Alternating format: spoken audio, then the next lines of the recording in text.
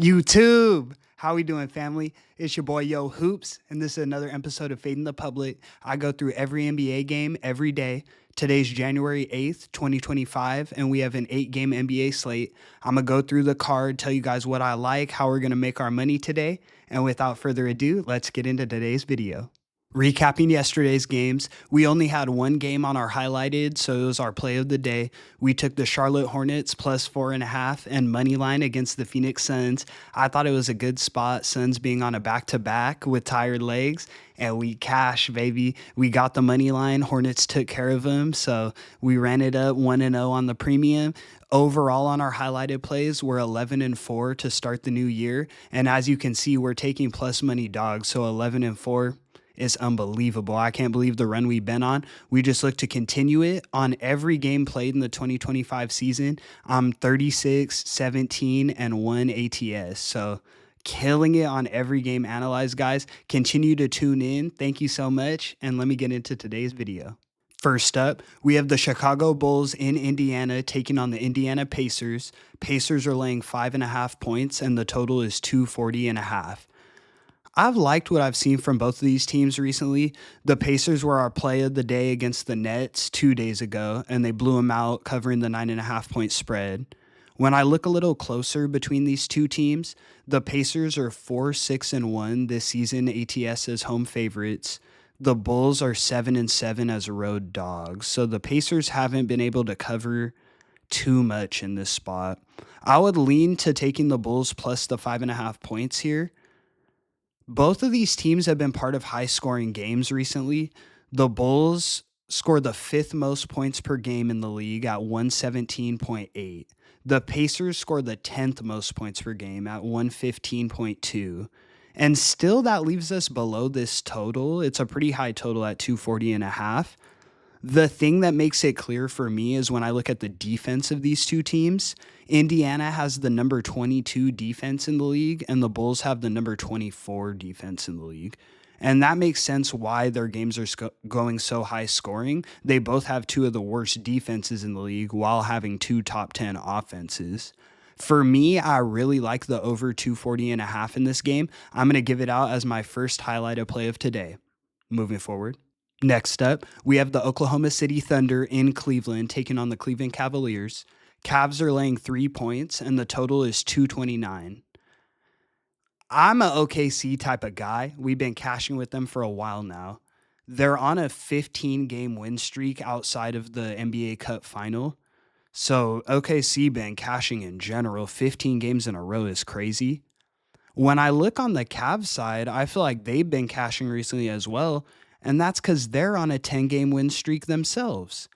This is actually the first time in NBA history that two teams on double-digit win streaks are facing each other. So the Cavs are on a 10-game win streak, OKC's on a 15-game win streak. First time that's ever happened with two undefeated teams in such long stretches like that. When I look a little closer, the Cavs have been handling games more comfortably. They've been blowing out teams while OKC has been playing from behind in a lot of games. The Thunder are missing Chet, obviously, and the Cavs have Mobley and Jared Allen going.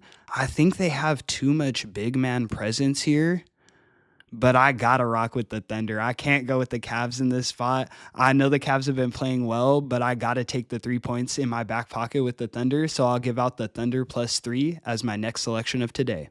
Moving forward. In our next matchup, we have the Washington Wizards in Philadelphia taking on the Philadelphia 76ers. Sixers are laying 11 points, and the total is 221.5. This 11-point spread, it reminds me of the Magic and Knicks game the other day where we took the Magic as 11-point dogs, and they won the game money line.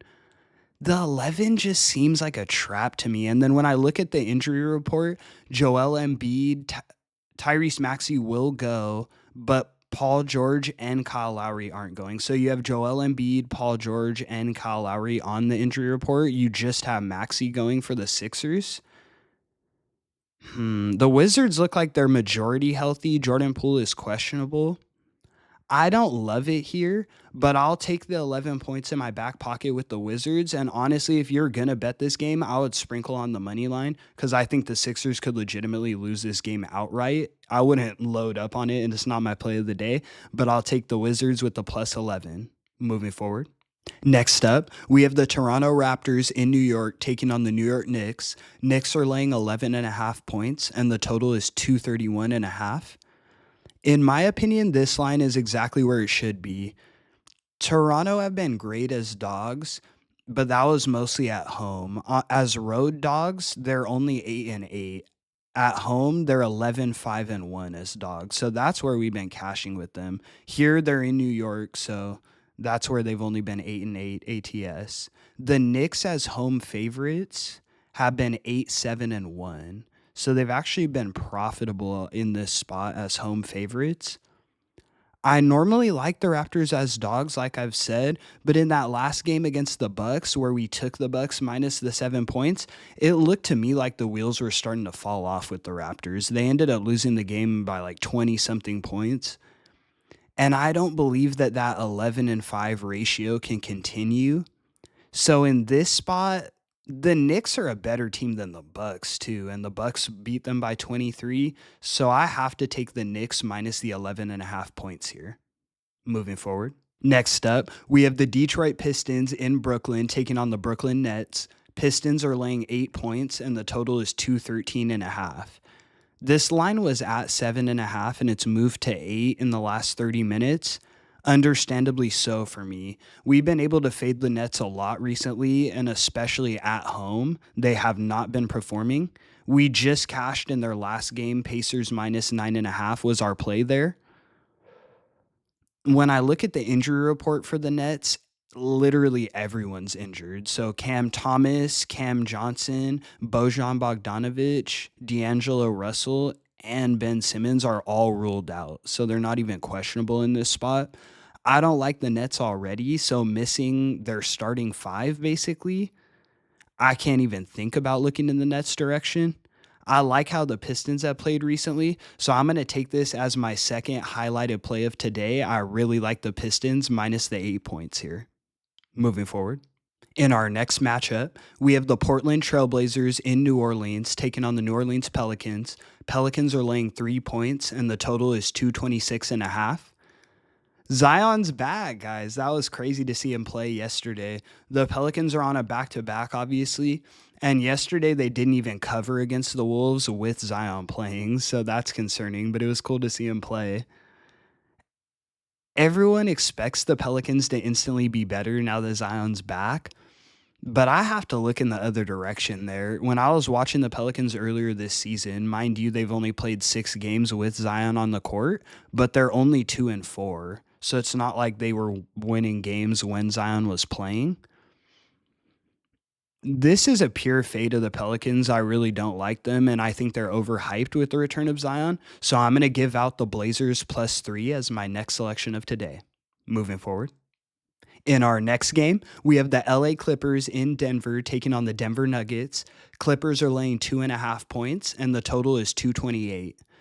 The Nuggets are coming off a back-to-back. They played Boston in Denver yesterday, and we were on Boston minus the 5.5 points. We were able to cash there, and we jumped on that minus 5.5 before Jokic was ruled out, so that just ended up being an easy cash, even though it seemed like a bit of a sweat. Like, if Jokic played, the Nuggets might have been in that game, but hey, it worked out for us injury-wise.